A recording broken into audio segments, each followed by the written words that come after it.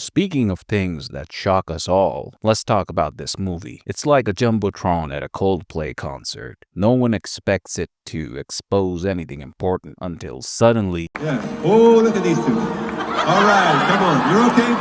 Oh, what? Either they're having an affair or they're just very shy.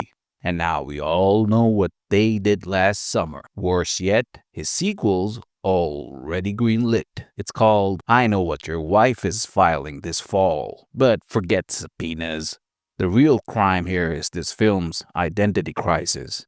Watching it is like catching your therapist at a meth lab. Suddenly, nothing makes sense, and you're left wondering who failed whom. Is it a thriller, a comedy, or an $18 million audition tape for the director's daddy issues?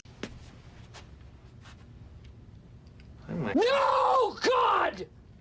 So, we don't know what it is. Well, fuck it. Let's solve another mystery first. Who is this for? Let's start with boomers. No, because they're too busy forgetting where they left their teeth. Then we have the millennials, who are currently Googling, is wearing leather signs of a midlife crisis. So nope, cross. Then we have Gen Z. They don't even know that this is a sequel. They think I Know What You Did Last Summer is a Taylor Swift lyric. The only audience left, a sentient graveyard of VHS tapes, slowly digesting the last copy of I Know What You Did Last Summer. And just like those moldy tapes, Sony's idea of legacy is apparently throw 12 actors at the screen and pray one of them sticks. The film opens with Julie James, played by Jennifer Love Hewitt, declaring nostalgia is overrated, a bold claim for a sequel that clings to the 1997 original like a drunk ex at a wedding.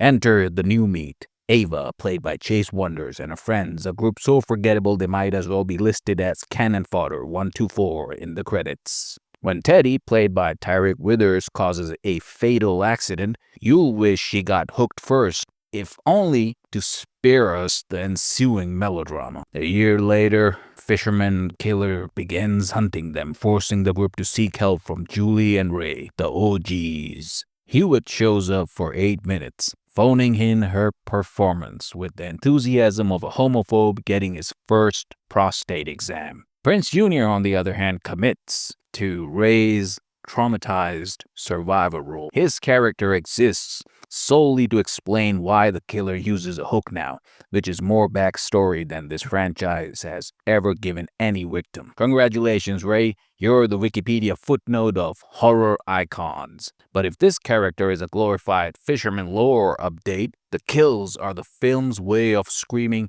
"Hey, remember this franchise?" through a megaphone made of human ribs. But let's be fair, maybe we've misjudged the Fisherman this whole time. I do not understand his motivation. What if he's not a killer? What if he's just deeply troubled Christian counselor working through some unresolved issues? Maybe he has sinned all his life, smoked his first joint in 6th grade, wrapped his Cutlass 442 around a tree by 11, and by 2025, he realized that harpooning sinners was his true calling. Oh, praise the Lord, and pass the harpoons. Now, the key difference from the 97 original is they're not just implying deaths anymore. No, now you get a front row seat as a harpoon gun pierces some poor idiot's chest. Thank you, Hollywood, for this vital PSA on the dangers of recreational spear fishing.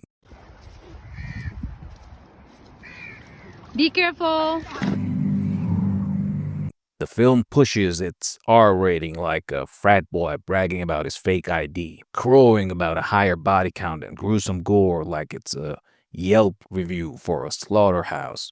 Surpassing the original, they hiss, as if anyone ever complained. You know what I Know What You Did Last Summer needed? More viscera and less plot. It's like watching a Three Stooges short that suddenly cuts to a snuff film. 1 minute you're laughing at how little Prinze Jr. wants to be here. The next you're staring at a lung dangling from a boat hook like a grotesque party streamer.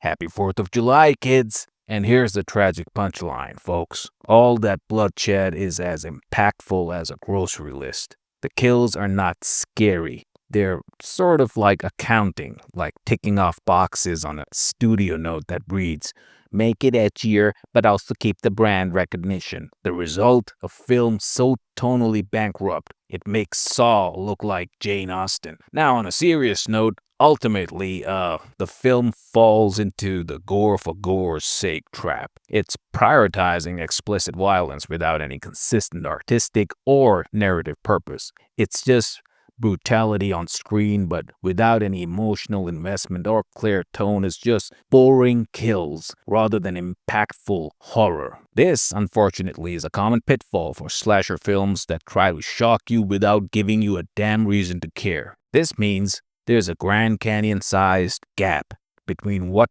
the filmmakers wanted to achieve and what the audience actually experienced. Factors like poor pacing, off-rhythm editing, and a muddled narrative actively sabotage the effectiveness of the kills.